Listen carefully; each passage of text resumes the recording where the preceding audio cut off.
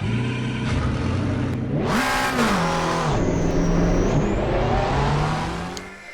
there, Uncle Davis here, you're watching NPH TV, Nothingprohere here. In today's video, we're gonna take a quick look at a few PC games that I've been playing on my newly arrived Ayaneo Air Pro. I actually don't know if I should pronounce it as Aya or Aya Neo.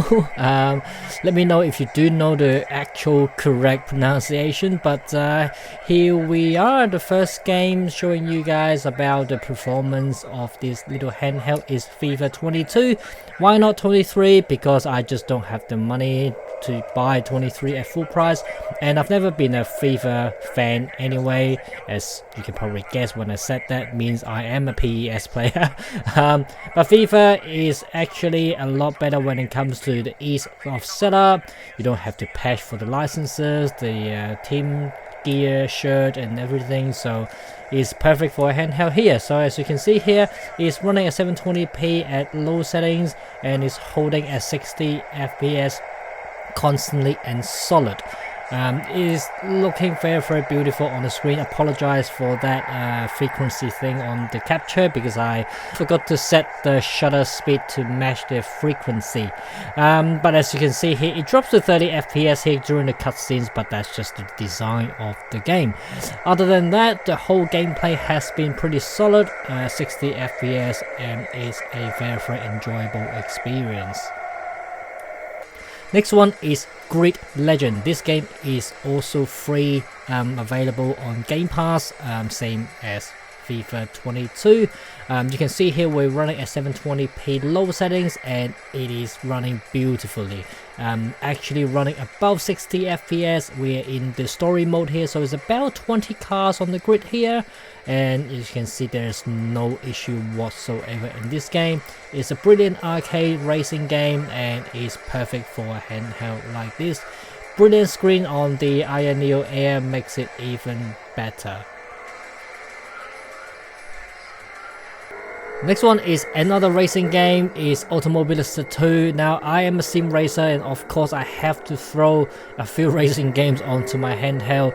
AMS2 is probably more on the simulation side, but you can tweak the controller settings to make it more like a handheld compatible game.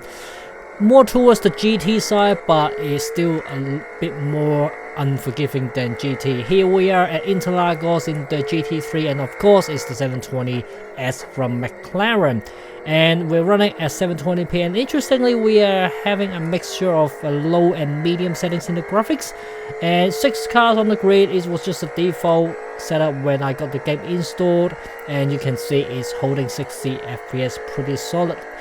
It does drop down a little bit here and there, but there is no actual slowdown as you play the game, so it's not actually an issue that will affect the gameplay in any way.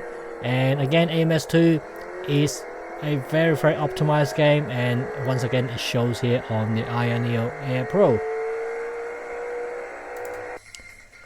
Next up is Persona 5 Royal, and this one has just come along onto the Game Pass not long ago, and of course being a Game Pass subscriber I have to give this a try. You can see here there's a lot of lightings going on here, and once again it's 720p at low settings, and we are getting pretty solid FPS here. Not quite as the other ones that solidly stay at 60 FPS, but for a game like this you don't really need a high FPS. I would say you can even play at 30 FPS. You can probably lock it to 30 FPS in the settings and get an even better experience. But honestly, looking at the MSI Afterburner stats on the screen there, as you can see, it has no issue whatsoever. Scarlet Nexus is another JRPG that I've been enjoying very much lately from Game Pass. It has beautiful graphics and it has a very satisfying combat system. Here we are at 720p running at low settings, and look at the frame rate. It's about 40 to 50 when there is no enemies around. When you're just walking around in the world, you do get 60 FPS, even though it drops to about 30 FPS when you have those special effect cutscenes. Actually they are not cutscenes, they are actually in-game rendering, but there is no problem at all in terms of the gameplay. No negative impact from that drop, no slowdown whatsoever, even though it is a quite fast-paced hack and slash game. So Scarlet Nexus, no problem at all on the handheld.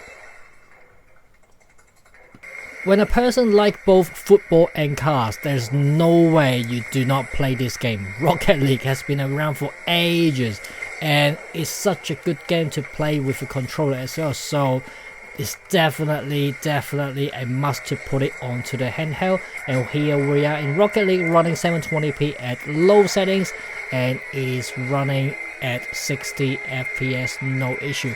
You do have drop to 50-ish FPS here and every now and then, but in terms of the overall gameplay, there's no issue whatsoever. So Rocket League on the Ayaneo Air Pro has zero issues.